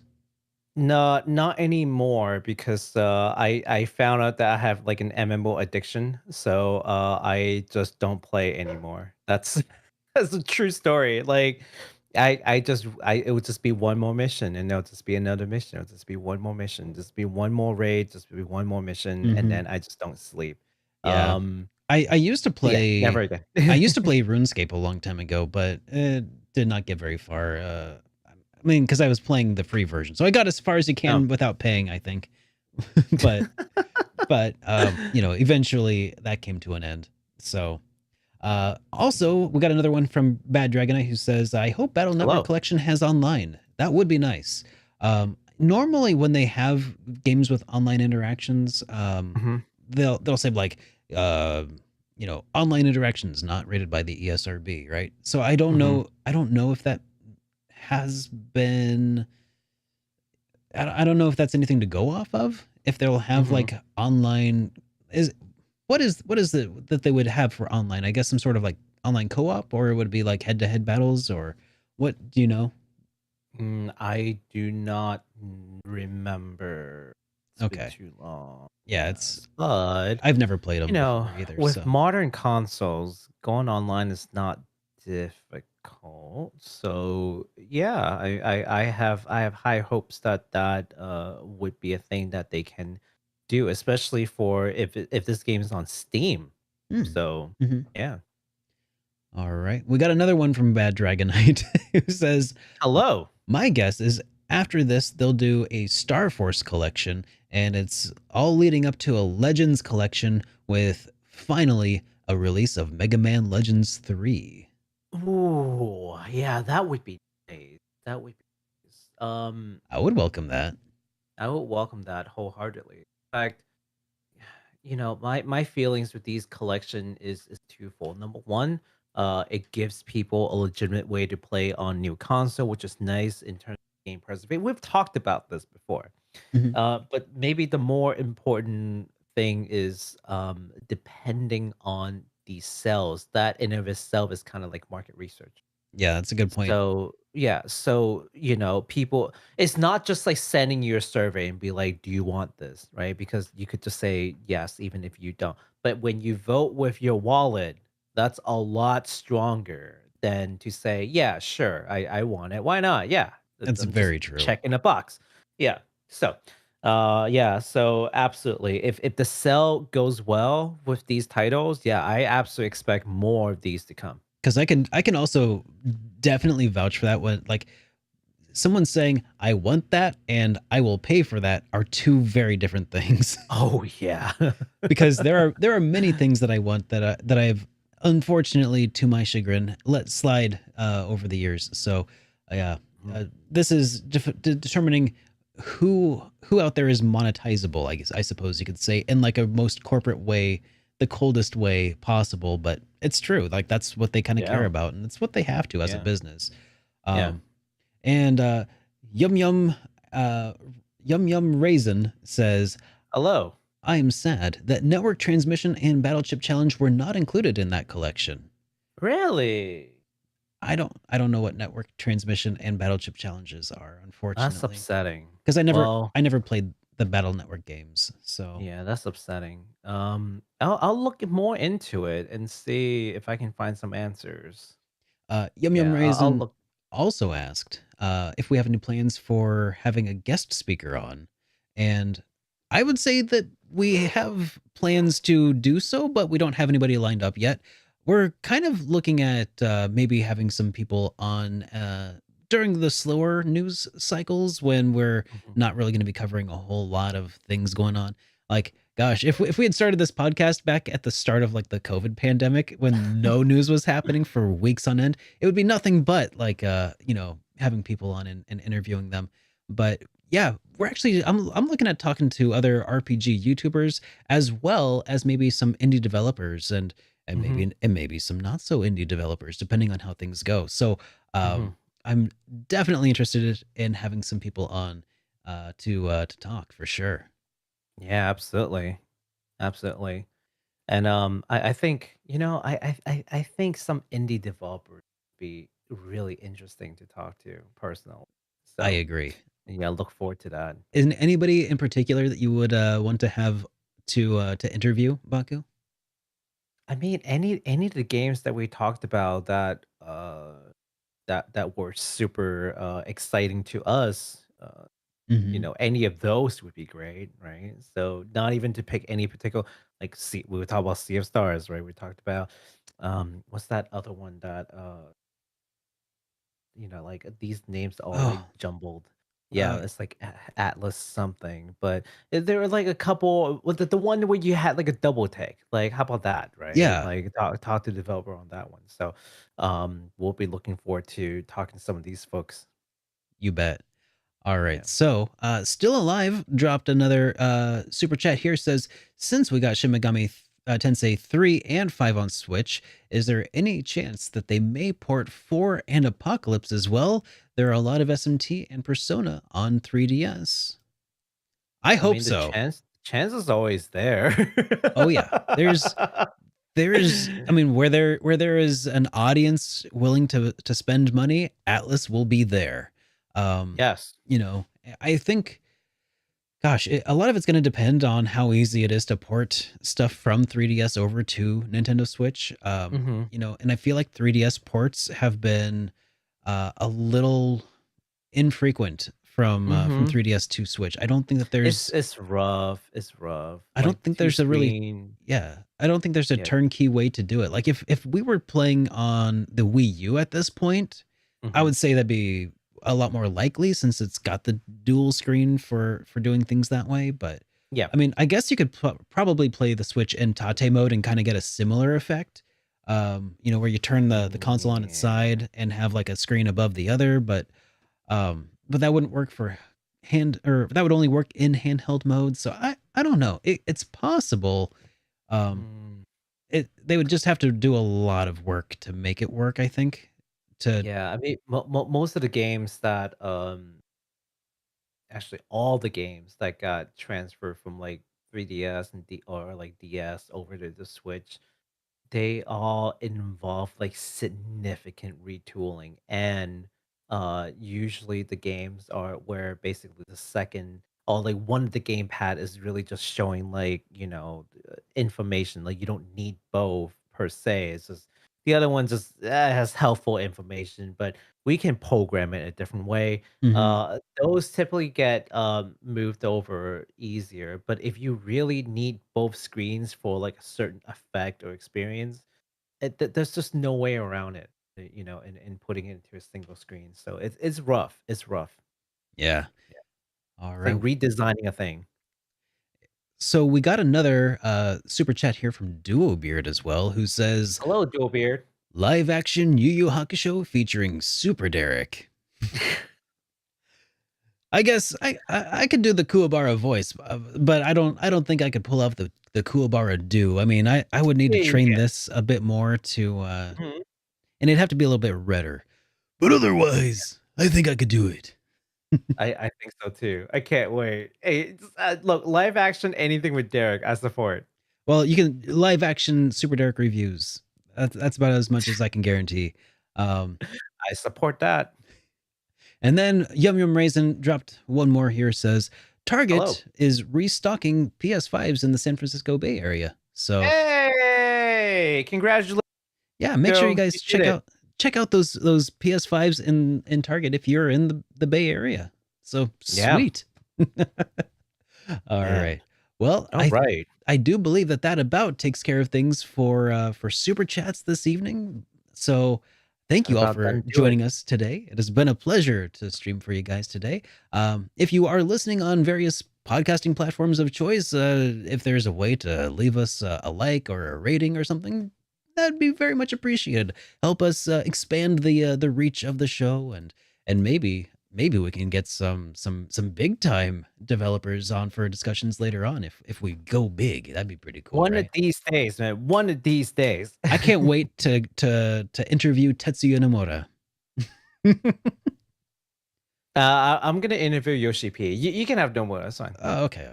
Well, Okay. we'll divide and conquer. We'll get them both, I'm sure.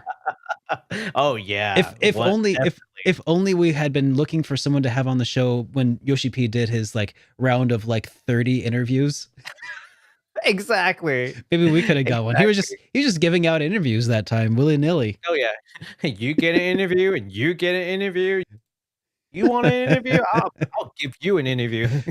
But that'll have to wait for next time. But in the meantime, Baku, have you got any closing thoughts?